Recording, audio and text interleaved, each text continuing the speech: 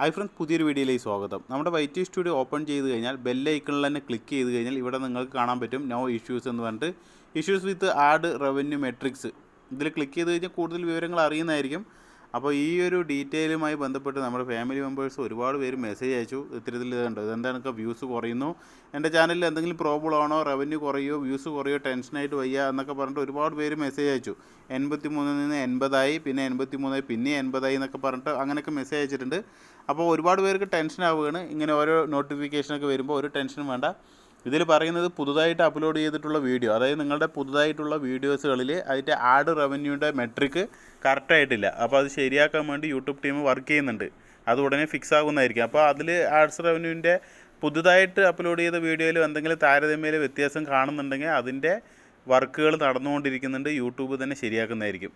Okay, അപ്പോൾ അത് പേടിക്കാനുള്ള കാര്യമൊന്നുമല്ല. ഇത്തരത്തിലുള്ള പ്രോബ്ലങ്ങളൊക്കെ വരുമ്പോൾ ഇത്തരത്തിൽ നമുക്ക് ആ ഒരു ഇഷ്യൂവുമായി ബന്ധപ്പെട്ട് നമുക്ക് നോട്ടിഫിക്കേഷൻ വരുന്നുണ്ട്.